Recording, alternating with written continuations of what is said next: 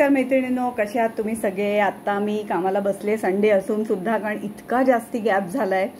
माझी तब्येत एकदम खराब होती. जुलै महिना माझा फक्त डॉक्टर करण्यात गेला. आता मी ठीक आहे, पण थोडीशी दगदग कमी करायची असं सांगितलंय. त्याच्यामुळे व्हिडिओज मी इतके सारे आयडियाज आणि स्क्रिप्ट्स काढून ठेवलेत, पण शूट करायला बसले तर एक व्हिडिओ झाल्यानंतर मी थकून जाते.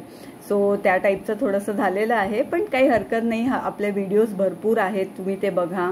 आणि नवीन नवीन विषय कोणते तुम्हाला त्याबद्दल माझ्याकडनं ऐकायला आवडेल ते सांगा. पर्सनॅलिटी कम्युनिकेशन आणि इम्पॅक्ट कोचशी रिलेटेड बरेचसे जे टॉपिक्स आहेत ते आपण आपल्या मराठी व्हिडिओजमधनं घेतोच. काही इंग्लिश पण मी रील्स बनवते आहे, कारण काही जे आपले सबस्क्रायबर्स आहेत त्यांना इंग्लिशमध्ये पण व्हिडिओज आवडतात, तर थोडे करते कधीतरी. आणि जे माझं ट्रेनिंग आहे ते वर्किंग लेडीजसाठी आहे, खास करून महिलांसाठी, level 1, level 2, level 3, which is purely in English. कारण कम्युनिकेशन स्किल्स, मीटिंगमध्ये कसं बोलायचं, मॅग्नेटिक प्रेझेन्स कसा क्रिएट करायचा, everything the syllabus is in English.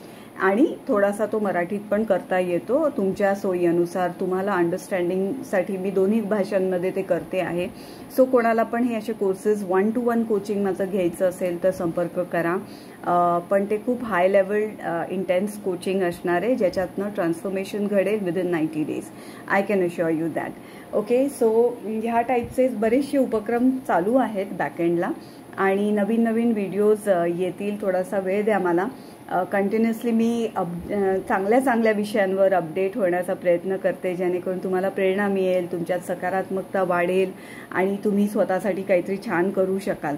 So आता माझी एक मीटिंग होती, त्यासाठी मी तयार झाले. म्हटलं आता कॅमेरा तो सगळं करा, त्यासाठी त्यापेक्षा मोबाईलवरच व्हिडिओ शूट करूया.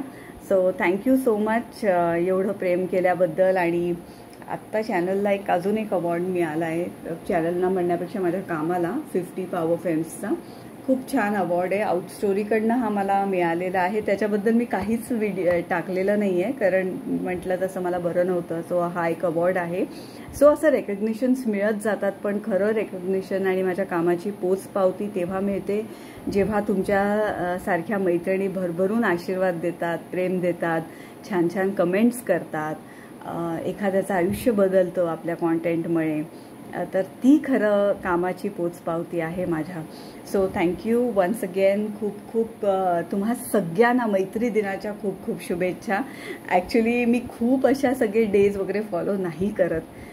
खरं सांगायचं तर मला असं वाटतं मैत्रीचा एक दिवस नसतो, मैत्री आयुष्यभर जोपासायची असते, आणि वेळ लागेल, जेव्हा वेळ येईल तेव्हा ती प्रूव्ह करायची असते. सो एक दिवस आपण सेलिब्रेट करतो, ठीक आहे, पण ती आयुष्यभर जोपासण्याची गोष्ट आहे. सो परत एकदा खूप मैत्री दिनाच्या शुभेच्छा. थँक्यू. नमस्कार.